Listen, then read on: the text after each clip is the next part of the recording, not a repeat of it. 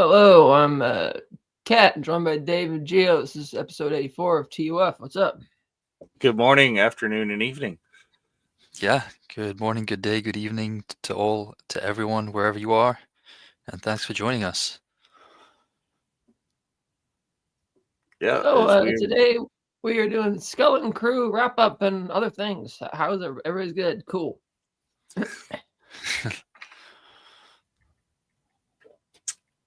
yeah, absolutely is the Skeleton Crew. I'm sad to see it go. I was extremely happy with the series, and it's like, oh, we barely knew you. 8 episode format is just like, Yeah, it's bittersweet when there's a fun show that has an impact and then you get to the end. It's a good sign that we're wanting more. Let's just start with that. A really well, good sign. yes, We've I not been able will. to say that for a while for a lot of Disney Plus shows. So that's an absolute silver lining in this case. Indeed, just an absolute ton of fun here and there, and I can't believe that 9 out of 10 things that we were talking about in the last show, because last show we were what, 2 episodes away from the finale, 2 episodes away from being done. No, we were right at the finale, right We before had the the finale. penultimate. So we We had did have seen, 7. okay, we had seen seven, but we just hadn't seen 8. But we were talking about, like, there's so much to wrap up, and they kind of pulled it off, I thought. Mm. you know so so a lot of the they wrapped it up was like a sentence here or there. They mentioned a thing, was just like, oh, it's a quick little deal, and it leaves plenty of room for more content, or more that they could do the way they tend to do. If we get some Skeleton Crew comics, or a novel or whatnot, that yeah, they can tell us more. There's more that we could know about it, but they didn't just completely leave it hanging out there like some of the other media has before. The other shows have just been like, what happened? So, but like what did you think? I mean, I've been on some of the other shows and said, and I really enjoyed it. I think this is, other than Mando, probably my favorite property now. What were your guys' thoughts? Jim? I really liked how it kicked off. I think that in the middle, it started to lose a little focus. There was one particular episode I was looking forward to because I had looked ahead at the director listing that had been announced, and it was by the two Daniels who had done Everything Everywhere All at Once and were really kind of had hit the big time. And I thought their episode, the fourth one, was quite a bit of a dip. After a strong third episode that had Jod lead the kids to the outpost, and Kim, the owl lady, was the contact. And there was talk of the New Republic actually being involved. And suddenly it felt like the tiny story that was Skeleton Crew suddenly shot out into a more expansive part of the galaxy. And I'm all for that. I think we all can get behind that idea. And starting to have this ability to have interconnected moments from other properties in other parts of Star Wars. Whether it's a background character that's on the at the bar in Bogano, the pirate pit stop, or actually having named and recognized characters like Vane from The Mandalorian as actual emerging characters. I think all of that was good, and it felt organic. Didn't feel shoehorned in. Didn't feel like you were smashed over the head with stuff. In terms of the storytelling, Skeleton Crew is pitched at a young audience that we know, so we can expect there to be a little bit of them telling us stuff rather than just showing us things. But I still feel as if, given the demographic major target audience that we know about, which is, I mean, if you go by last time, 12-year-olds, as we were discussing last episode, is Star Wars for 12-year-olds. I think this proves that It is, but it's for a whole lot more as well. And you don't need to dumb things down too much for general audiences the way a lot of films, a lot of movies, a lot of franchises have been doing recently. And I felt Skeleton Crew didn't dumb itself down, and it felt age appropriate. And when there was information that we needed that was relevant, it was provided. But there was a lot of good visual storytelling, a lot of good cinematography, which I think jumped out to all of us when we first did our preview. The first trailer was very cinematic, and it's kind of a weird thing to say. I mean, shouldn't all trailers be cinematic? If you're talking about movies and film, definitely. Well, yeah. But if you're talking about TV, now there's that expectation in the streaming era and with prestige TV that some of these shows have budgets that rival actual independent films. So anytime you have that sleek new aesthetic and a feeling like there's actual care and quality going in behind what you're seeing, then I think it means it's more impactful when you take it in. And all the kind of wide shots and pans and zooms that Skeleton Crew had, I think were great. They used CG fantastically. Camera work was good. And it was a visual treat, even if there wasn't too much below the surface. It wasn't profound in any way, but we don't need profound every time there's a Star Wars property. It shows that you could have something that's kind of rough and tumble. It's definitely in that DNA of the Amblin era, this kind of Spielbergian 1980s feel. And to me, the ending pretty much stuck. We didn't get a lot of answers to things, mysteries to do with in itself, or some of the little points that had been brought up in previous episodes. But overall, I think the conclusion was pretty satisfying. And I'm glad it's left it open for more stories without, I think, sacrificing the ending, if that makes sense. I felt Yeah, it like, didn't leave it too open, but it didn't yeah, shut everything completely off and wrap it up in a nice little bow. Is we still want to know absolutely. why on earth is Atten making all these credits and what is all this stuff for? You know? Yeah, yeah. So enough there. I don't think they handled the reveal very well because they did such a good job at building up that sense of mystery, and especially in the second and third episode of just like the whole third episode, pretty much once they are getting this outpost, just trying to figure out where is that at and what is this place.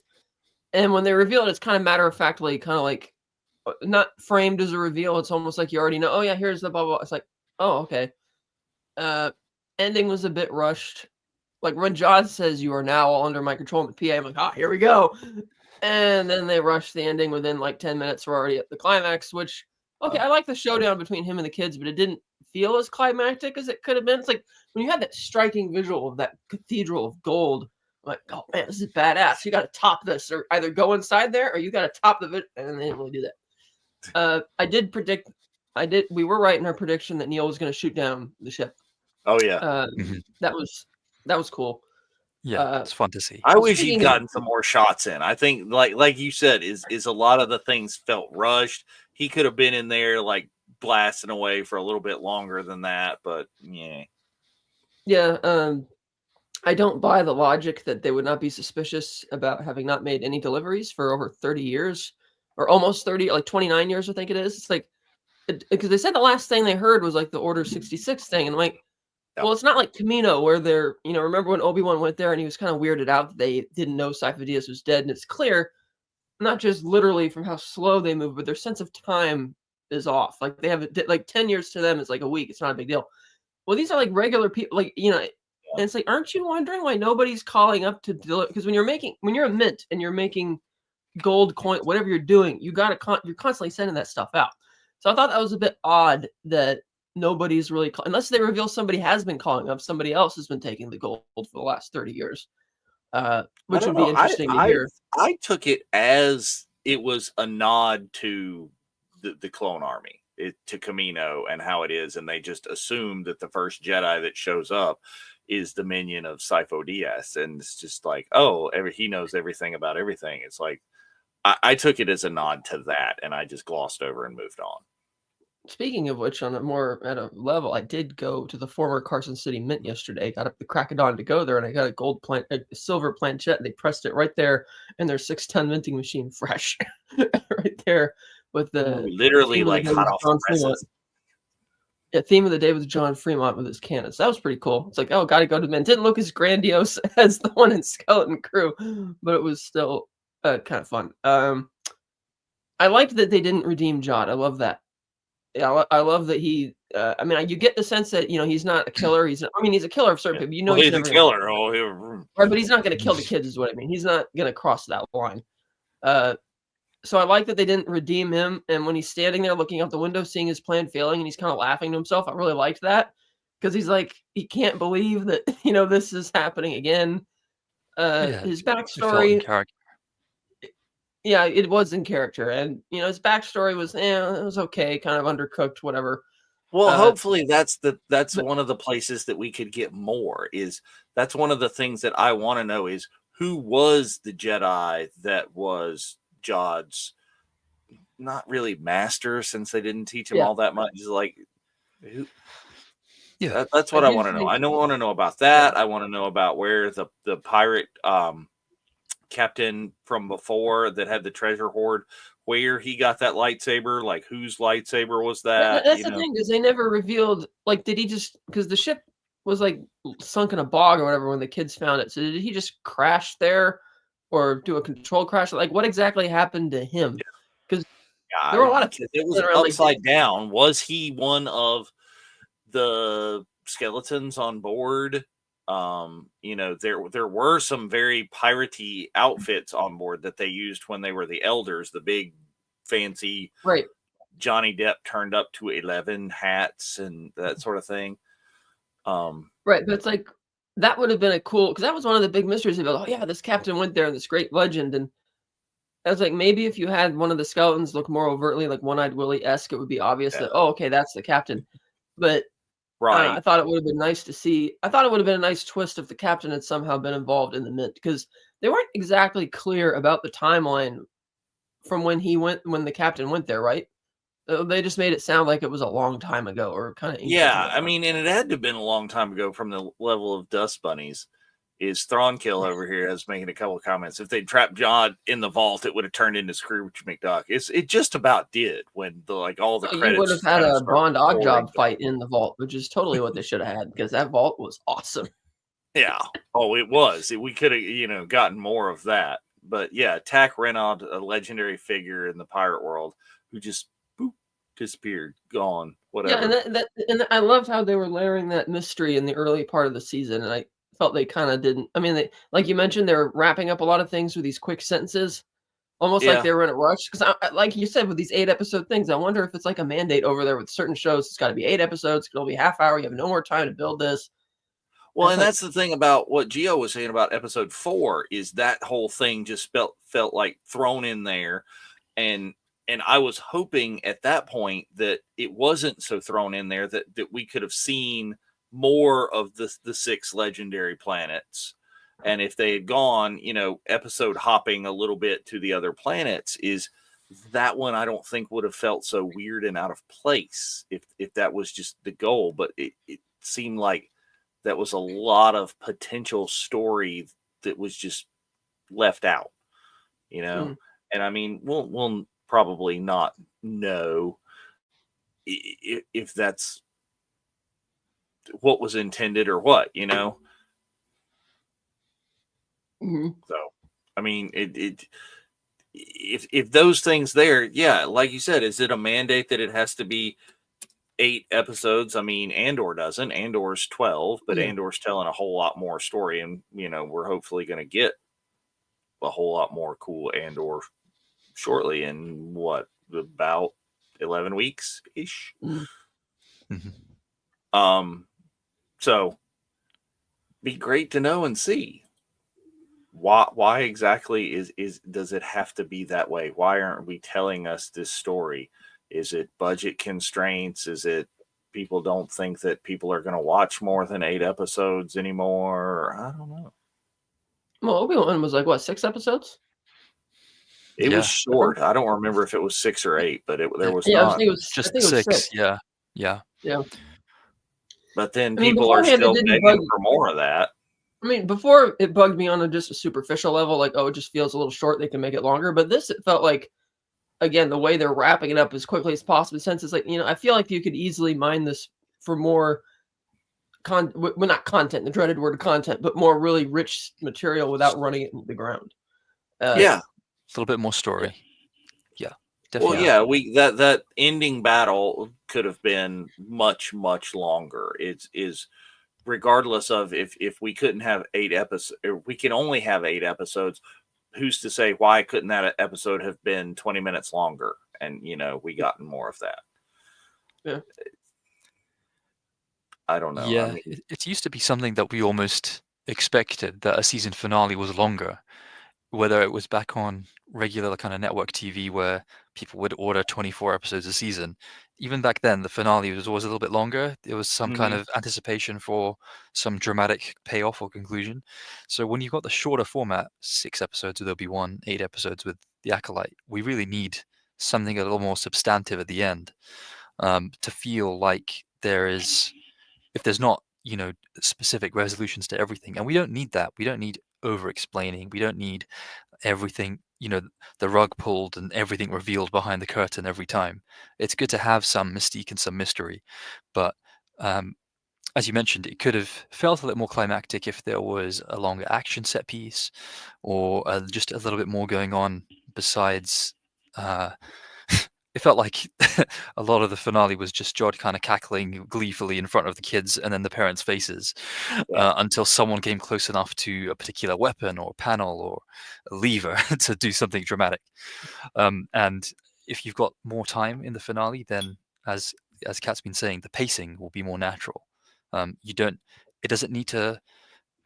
You've got to. I think, to make a finale satisfying in a cathartic way, it's good to have the ramping up of tension that hopefully you've accumulated through the season. And I think Skeleton Crew did do that quite well, building things up. But when you've got the sudden adrenaline rush feel of this, as if there's lots of things happening in quick succession, but not time for them to sit in and for you to take them in, then I think it's when it ends up feeling rushed. And the change of pace between the penultimate episode and the final episode, I think, is one of the reasons why it felt quite rushed. It kind of felt like Jude Law had like someone clicking their fingers, being like, "Okay, you got this long for the monologue. Let's go. Let's Keep go." going. Yeah. Well, and it's a thing weirdly pacing too, is to get us sucked in and drawn into these. They have been releasing the first 2 episodes of the show together.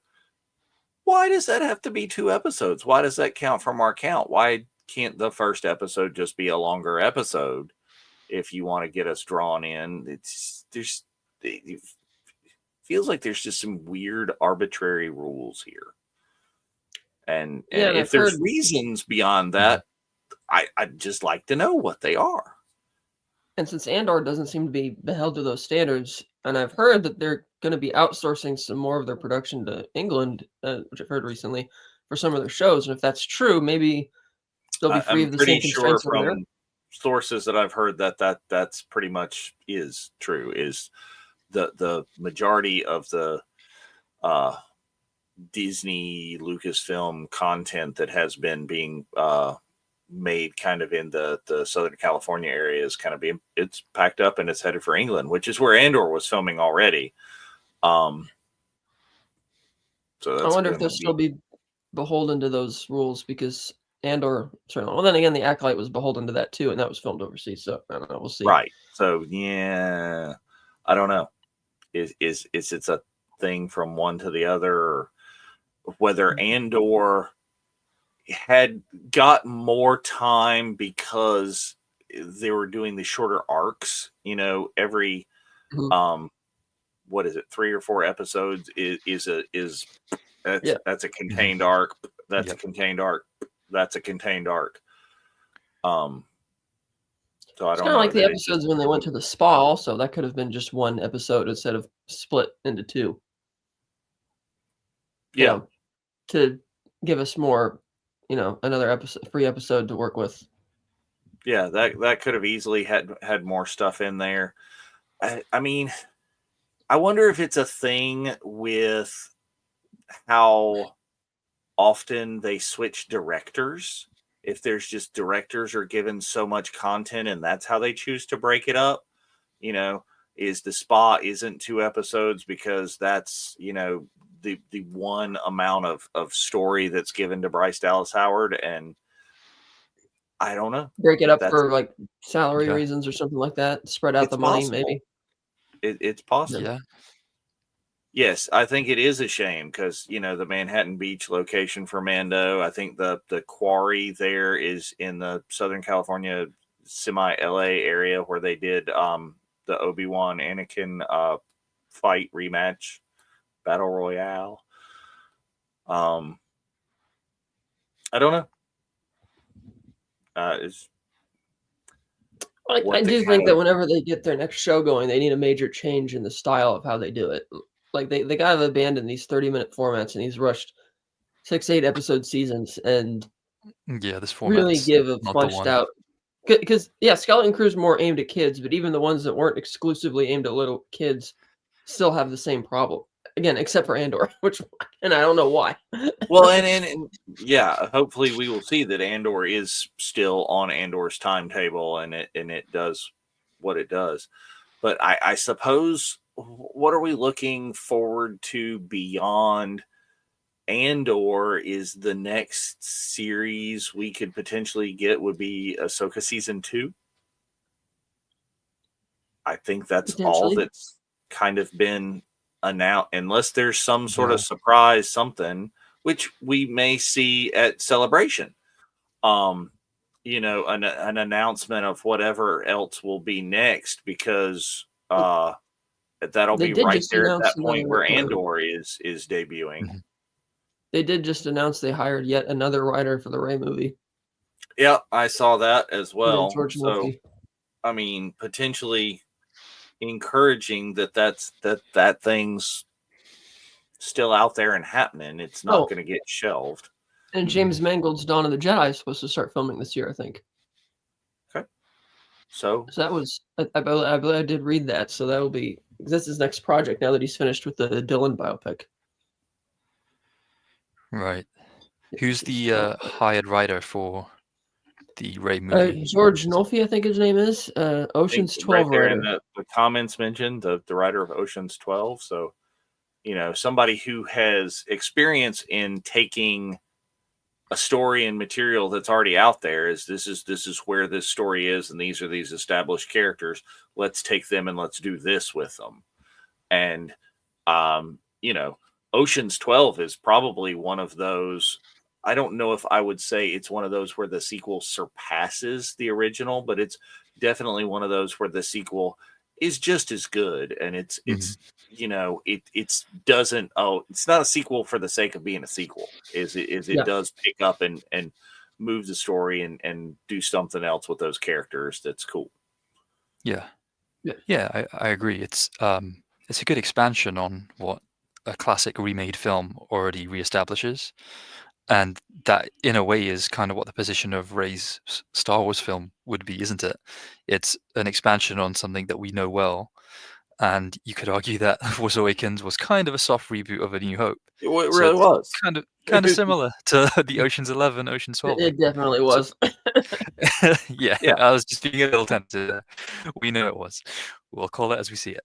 But no, I'm actually really glad. George Nolfi, I think he's made one of the more underappreciated sci-fi films from the 2010s, and that is The Adjustment Bureau.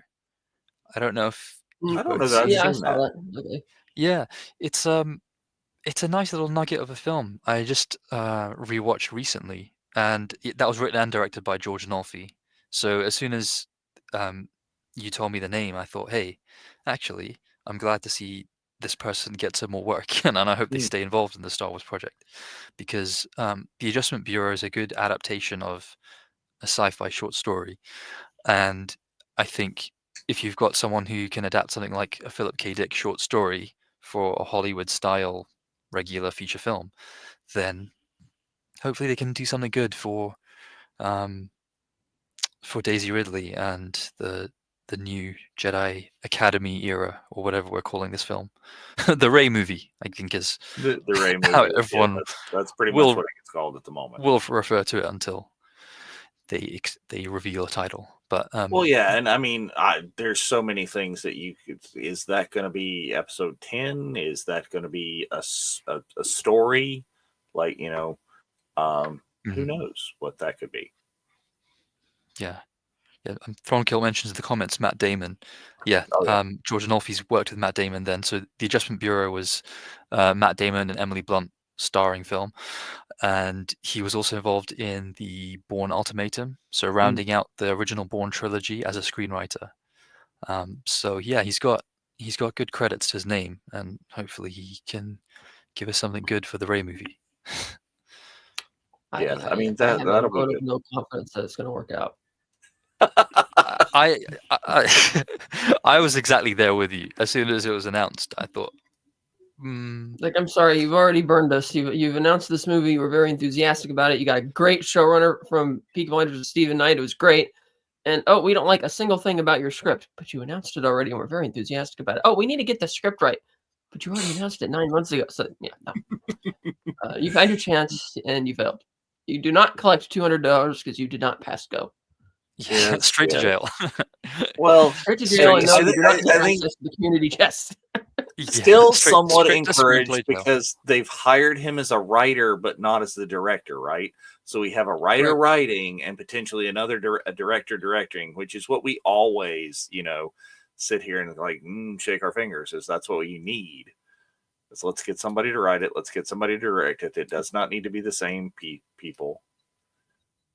Oh, it's like here to go. How can you not like Peaky Blinders? Which That's just it. It's like that's why they had such a great person for that from Peaky Blinders. But no, we gotta, yeah. yeah, is let a writer write, let a writer direct, let a director direct. Is I mean, some of the things in Skeleton Crew, I think I don't know if they were.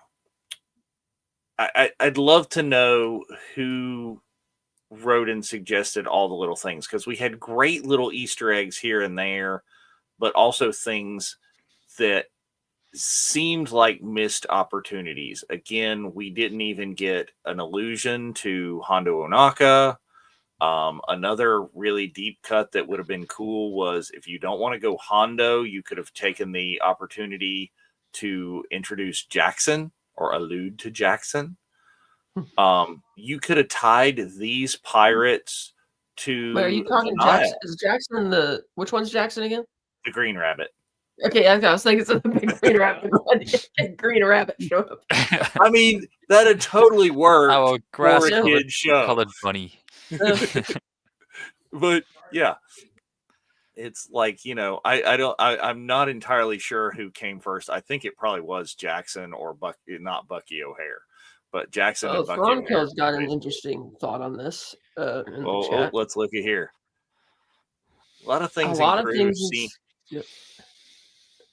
I can't commit. I kind of, yeah. It could be studio directive versus what we wanted to do, but we've seen that a lot of times too. It's like, because I swear there was a pirate in the original opening scene where they're boarding the transport where they only found the one credit.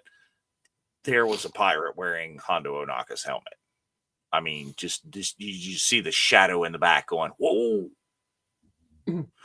But even kind of Todd's helmet, the shape of the top part without the faceplate kind of was reminiscent of that. Yeah, Hondo would have been a wildly fun character for the tone of this show. But yeah, he'd slot right in. That is a shame. Yeah, or the whole other thing about like who's pulling the Bane strings in there have Cad Bane in there, like, oh, there's a whole treasure trove of gold. I'm going for it. That'd be an intimidating enemy. Yeah. Because I kind of expected. Oh yeah. So Thornkill says sometimes I wanted the name change to the Adventures of Bane. I Yeah, I honestly mean, have no memory of who Vane is. I don't know what he looks like. I watched the show. I'm sure he had dialogue. I have no idea what he looks like because that's how forgettable he was in The Mandalorian. But okay.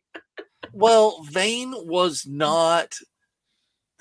He was, I think, the first or second pirate that we see that lands on the planet and there's talking and has dialogue and stuff with Carl Weathers' character there and Din Djarin. I'm gonna have to go back and watch that episode. Yeah, That's season 3, right? It is, Yeah. yeah. Yeah, the episode He's when the the pirates magistrate. take over, or the and pirates he's try to attack the just, town. you know, he's working for Pizza the Hut basically.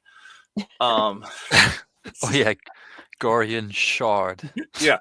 Who looks like he's just been on the Flying Dutchman at the bottom of the sea for centuries. Right. Yeah, he's working for this character, and he's just, is he the only one? He might be the only one that survives. Oh yeah, Marty is absolutely so much fun. We've had Marty on the stream here, not on the Unifying Force, but he's been on the watch along.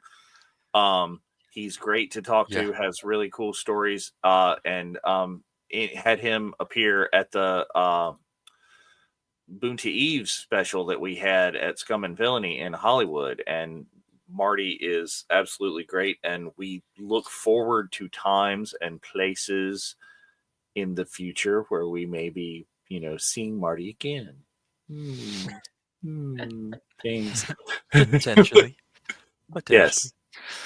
Yeah, Marty's a fun. He's a lot of fun. Somebody I was lucky enough to actually be in in-person event. Oh yeah, because I forgot. I didn't make it to. You were at the event in London, and Marty was at that event as well.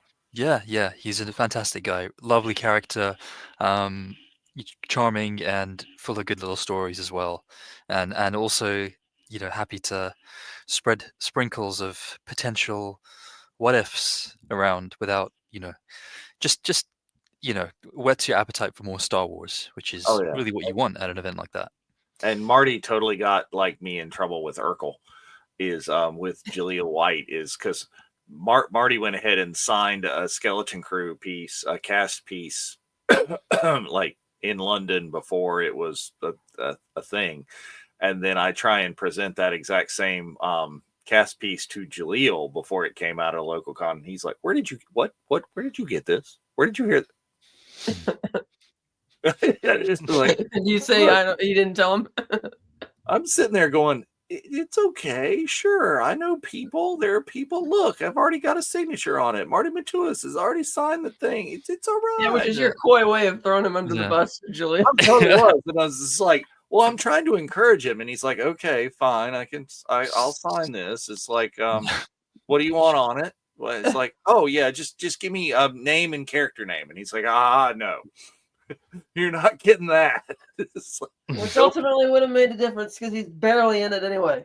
He is. I would have hoped that there would have been more than that. But again, I was looking forward to him when I saw him in costume, because the fact that they let him like just be a regular human and you could see his face, it's like, yeah, they wanted that recognition there as opposed to the other pirates, but they didn't get to barely show up in the show. It's like, oh. That's the kind of thing is I think there's still room for, we didn't see the pirates die, right? Is the only the one that's Brutus. Brutus is gone. There is, if they bring Brutus back, they've jumped the shark for sure.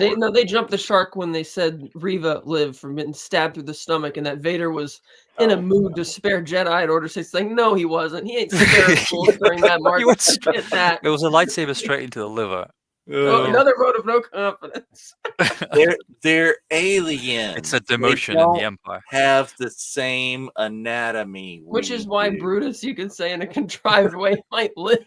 There you go. Brutus is like a Klingon. He has a backup brain, like in his left arm. Yeah.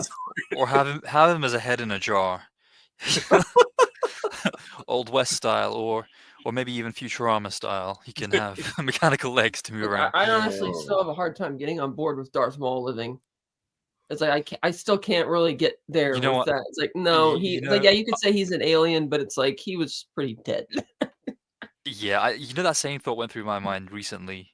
We just had a chance to revisit the Phantom Menace. Mm. Unbelievable experience every time you see it.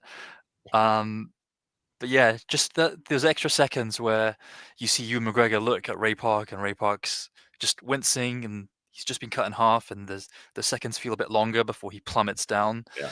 into the pit.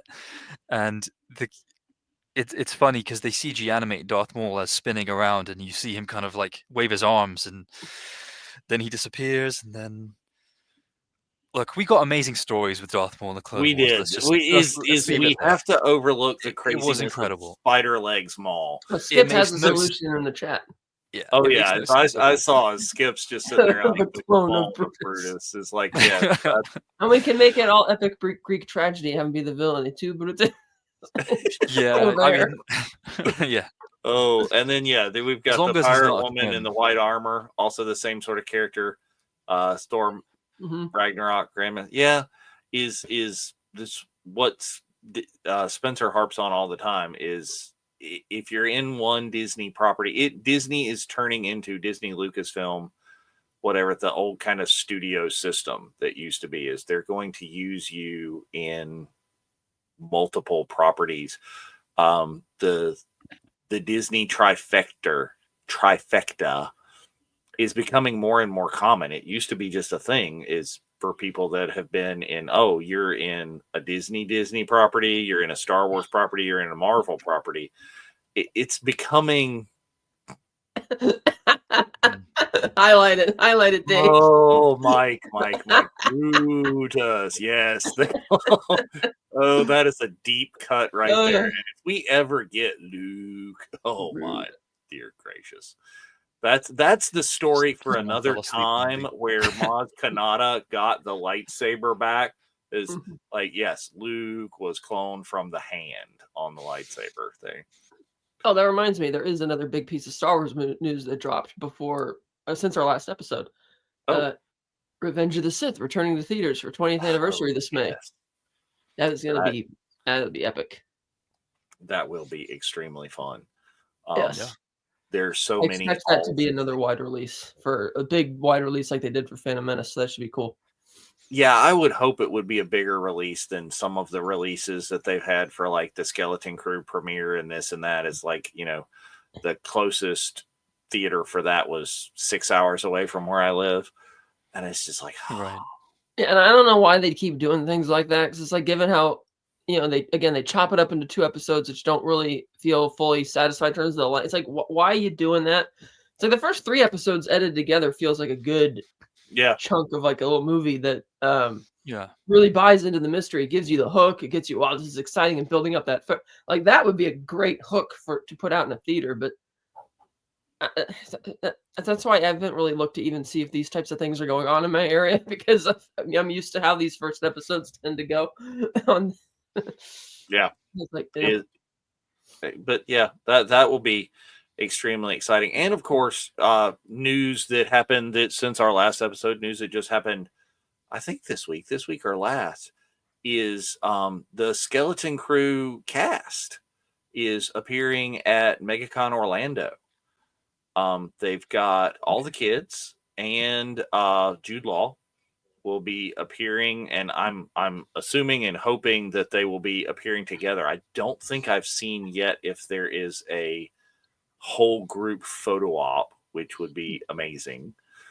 But yeah, I absolutely had to jump on that, and despite the fact that Celebration is coming up immediately, is I don't want to take the chance on them not showing up at Celebration to miss this opportunity to go get all of them on a cast piece. Plus, Bryce Dallas Howard is at the same con, so you immediately got one of the directors and the main cast be able to pick up Marty in other places, and hopefully Jaleel in other places, and Dawn Dininger, Tamara, the different people who have been responsible for another of the things. But if Neil were like a real character, like a real person, he would like he'd be selling out lines across the country for the Neil Nation. Oh yeah, is I really want to see like what the craziness is. I've taken my daughter to some cons to see some of the new like teeny bopper hero-y people, like Percy Jackson and the Olympians. That show is what's his name, Walker Scobell or something like that. And yeah, it's that kind of thing. It's like humongous lines, and the panel was standing room only just for these people. Is that going to be the case for the Skeleton Crew kids? I don't know. Like it's weirdly thing that my daughter, who's a little bit older than I think the target audience for this, but who would be roughly the same age as these kids. They're between 13 and 15, and she's 15 just turning 16. So she's not really particularly into this and into these actors, but is that going to be a thing? I don't know. I'm going to be rolling in there, the 50-year-old man rocking the Neil Nation t-shirt. I was going to ask. But better have that Neo before jog. well, and that button, those are ready. Those we've got those out too. So I'm gonna Neil Nation with a Neil before. I got to come up with some different slogans for the other kids. I've got something in mind for KB, but I anybody out there watching this who has cool ideas for like little slogans with Wim and Captain what's her face? Oh, Fern. I can't think of the kids. Yes, Fern. Yeah. So, yeah, Mike, is we talked about that. That was kind of the concept of last week's show, is what is the audience for? It's the younger kids. And I think we determined somewhere in like the 12-year-old range would be more of that, is less of your 15 and 16-year-old, which is the age that ironically the actual actors are at this point. Mm-hmm. But that's always kind of been the case, hasn't it? It's always a little bit older kids playing younger, for maybe the ease of the directors as well as their parents. But one thing I think that's basically my idea, Thrawn Kill. Shh.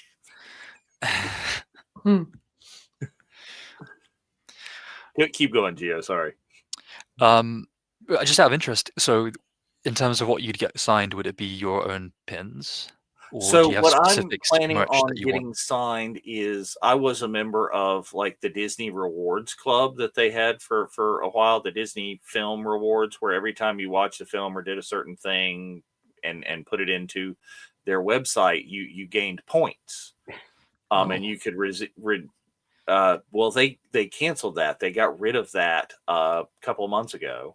I didn't know that was a thing.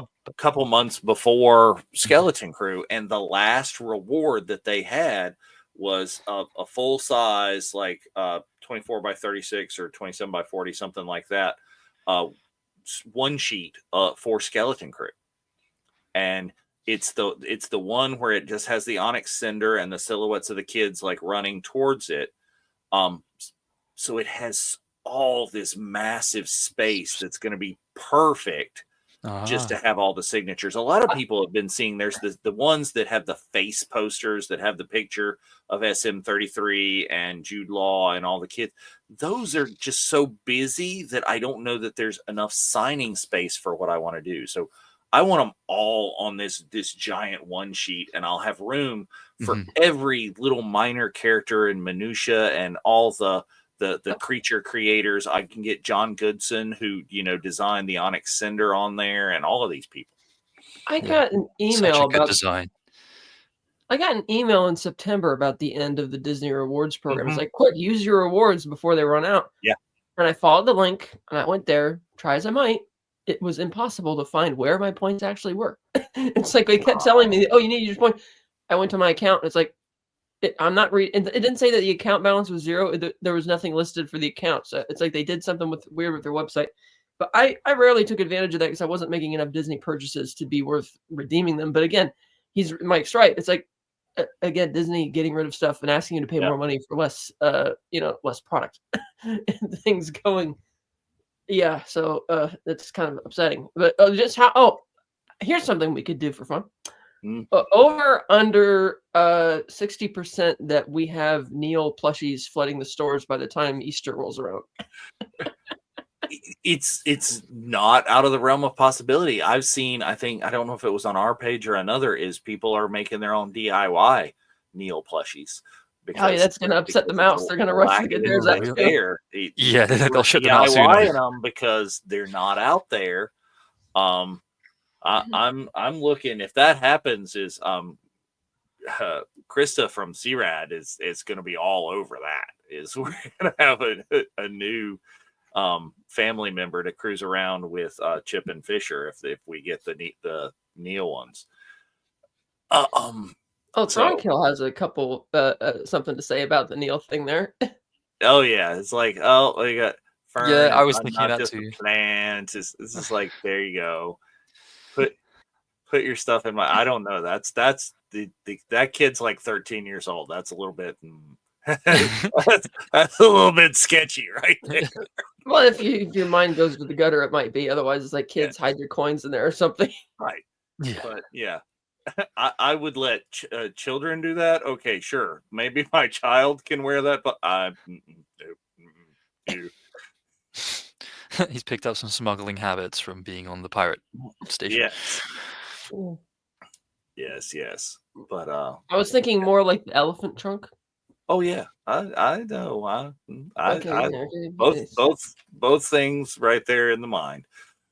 But oh yeah, is we wanted to, and I don't want to. See, we did this one on a previous show. Is which skeleton crew member was which Goonie? Okay, which one is Wim? Wim is the Wim's our main guy.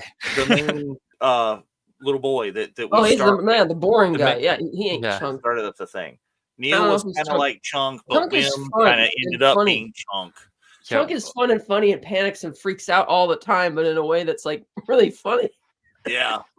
It was obvious that KB was Data. Okay. Fern, I think, turned out to be more Mikey. Right? She turned out being more of the leader of it and the one that was a little bit more emotional in there. I don't think we really ended up having a mouth. I thought she was I think she was going that to was the edge that was taken away at the beginning. I think that was going to be Fern, but it didn't quite work because they did not make these kids as she does kind of have a mouthy type personality where she's trying to boss her way around, but it's not funny like Mouth is. Yeah. Well, and not as adult inappropriate as Mouth is. Yeah, it seems like they pivoted away. Get more of a connection to like the Explorers than to the Goonies. They were not as 1980s mouthy inappropriate kid raw. And that's the thing; they kept going out of their way with the posters and the marketing to push the whole Amblin Goonies type thing, even with the One-Eyed Willie poster. That it's like, come on, guys, you're telling us to think this and to associate the characters with this, but then and then they have basically made Smeat One-Eyed Willie, literally like, but SM33, but yeah, it's like, they didn't push it to quite where they could have. So yeah, Neil is Chunk, KB is Data. And the other two, it's Chunk is Neil. Albeit Neil doesn't panic as much as Chunk does. Like Chunk has practical meltdowns, but he does save the day at the end, like Chunk does. So that's good. Yeah. So it was a comparison, but it wasn't quite there. But we did want to take up some of the other news of the week, and we did want to pay a tribute here. Is moving away from Skeleton Crew. Let's talk the passing of David Lynch.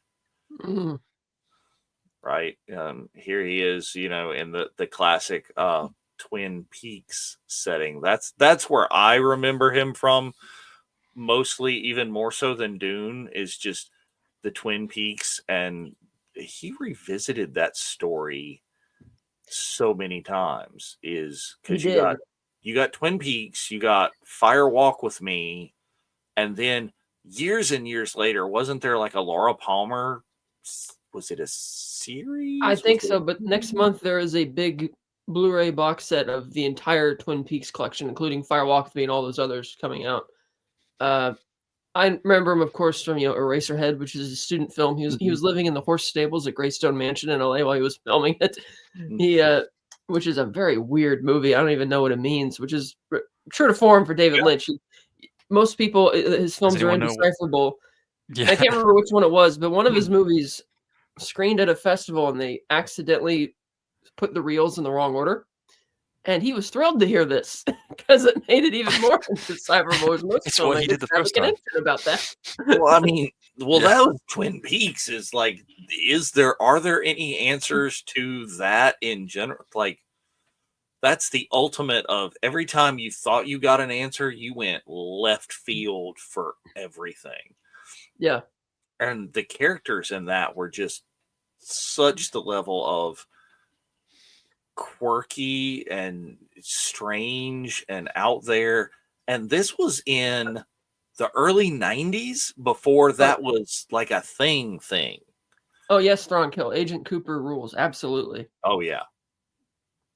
Blue Velvet. That's just a great movie. Agent we Cooper. played- I don't think you get Mulder and Scully without Agent Cooper. Probably not. But that was another great one. Lost Highway. Of course, Mulholland Drive was probably his last really big famous film, which is just so surreal. The log lady made me rethink my sanity back then. The question is, for the better or for the worse? But It's like, to did quote you identify with her? It's like, maybe. to quote Scorsese, he's like, yeah, people throw around terms like masterpiece and visionary all the time, but no, Lynch was a visionary. Like he's so out there with everything that he did, and that definitely a singular voice that we won't have anymore. Steven Spielberg said he also loved David Lynch, how he would always do whatever he wanted, no matter what, wouldn't conform to anything. And of course, he had hired Lynch to play the role of John Ford in The Fabelmans, and Spielberg said that Lynch's asking price for the role was a bag of Cheetos, which is fitting for somebody like David Lynch. I'll take a bag of Cheetos. $1 million, a bunch of vacation, but no, I'll just take a bag of Cheetos. Because he absolutely loves them. Well, and yeah, is his masterpiece, I think, will live as the Twin Peaks saga and all of that sort of thing coming in there.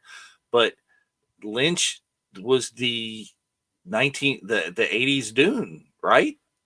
He did. And the studio really screwed him on that with their mandates that just led to him taking his name off the movie. But it was very visually sublime and just very out there and different. I saw it for the first time 11 months ago for a 40th anniversary screening. I didn't care for it myself, but it's gotten a lot of attention over the years. I mean, was it the most amazing movie of all time? I personally liked it as well, if not better, than the new Dune, because the new Dune just...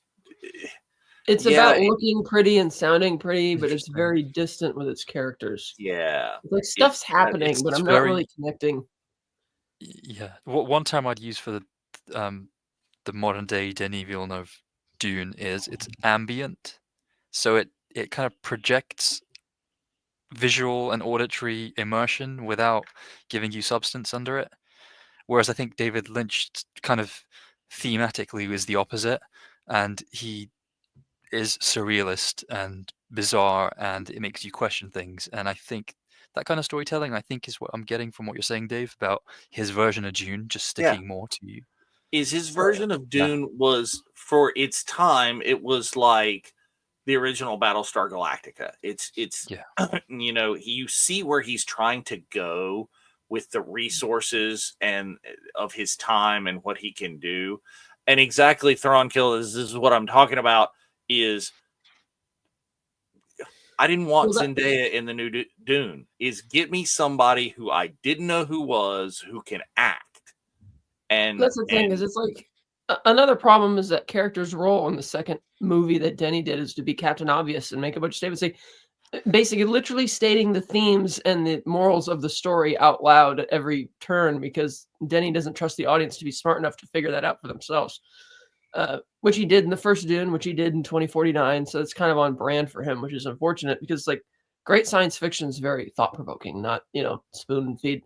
But getting back to the topic at hand, Thronkill has a funny little memento about David Lynch there. oh yeah, Lynch in his backyard with naked models in a dirt hut is a prime example of how he lived. I think we need some more context there. You know what we need? We need, much like last year during the VCN family vacation when we went to the John Waters exhibit at the Academy Museum, they need to do a David Lynch exhibit, damn it. That's the next guy they should hire. hopefully they would do something like that. The Academy Museum would be a perfect place for that. He would be, I think, in my mind, a very similar way to do the exhibit that like the John Waters exhibit. They're very avant-garde kind of rebels against the system. Very similar in their work and attitude. So I mean that would be a great thing to see, and at that the theater there is go ahead and like screen a movie while you're at it. Is give us don't give us Dune, don't give us like Twin Peaks, give us Eraserhead and see just who shows up and rolls in to see that. And hire new docents at the museum who know what they're talking about when they introduce movies that they screen there. Always helpful. He made a music video in a dirt hut he built in his backyard, and it just had a bunch of naked models. Like, it's because again, because that's David the Lynch. industry be damned. He's gonna do what he's gonna do. This is it's like, okay, like, would this fly on any network in the world today? Like, what network did Twin Peaks air on? Was it Fox? No, it was before that. I thought it was maybe like one of those pay stations, like Showtime or HBO. Maybe I can't remember. Like, I don't think so, because at that point in history, I don't think I had cable and I watched it. But maybe not. Okay. Maybe I did. Maybe I'm not sure. Didn't air. It didn't air in the UK at all at the time that it came out. Sadly, so I missed. Network on the planet would listen to that show? I mean, it started very nearly like episode 1 of that. You talk about like a bait and switch sort of thing. Is you thought you were going in for like a crime drama. It's like, okay, who killed Laura? Oh, okay. It was ABC for the first couple seasons, and then it went to Showtime for later seasons. Okay, that makes sense. Yeah. But like who greenlit that at a network, and who would do that again today? Or you just go with you got a lucky executive at the network that was a David Lynch fan and just said, here, he's going to do this thing, and just nobody looked. Yes, we need more daring executives like that. Yeah. There's a reason that A24 has a fan club. It's not necessarily a good reason, if you know what I mean. But yeah, that he was fantastic. He's sorely missed. Absolutely is. I question whether we will see his like again anywhere. No, we won't. He's a Jason Statham in a David Lynch movie. No, I mean, sadly, too late for that. That is gone. Whether that would have been the good kind of David Lynch train wreck or just a train wreck, I don't know. But anyway, yeah. David Lynch will be sorely missed. Skeleton Crew will be missed, but we'll see what else we get from. Don't be surprised if the Neil merchandise goes on a massive selling streak. We saw what they did with how they butchered the Mandalorian storyline to bring back Grogu once he started selling all those toys. don't be surprised if you see Neil pop up somewhere in another, if a Skeleton Crew season 2 gets greenlit simply because of that. Because Disney has shown. There's been mention of, will we see characters from this again in like the Mandoverse movie that's allegedly coming at some point? Is Heir to the Empire, I think is what it's tentatively titled. But you know, who knows? I mean, if you do it right, great. All about it, all day, every day. If you do it right, if you just are going to do it just to do it and capitalize on the merch and the money, and we don't want to see it again. Like, let this be one of those things. Let this. I mean, it's not Firefly, but let this be our Firefly. It's live in its perfection of the limited time that we see it. But It's interesting you say that. I actually did think of Serenity and Firefly a couple of times in watching Skeleton Crew. I was thinking this is the kind of universe where, even though we've got a very specific tone that is skewed younger and more innocent, and we've all kind of lamented the lack of edge that some of these kid characters have, in that everything's a bit more sanitized now, everything's a little more clean, so to speak. You could still imagine this is a galaxy that has, somewhere like nowhere with the Guardians of the Galaxy, or somewhere with, on the Serenity and is you took scoundrels Star around. Wars and you made it a pirate movie or a pirate ship.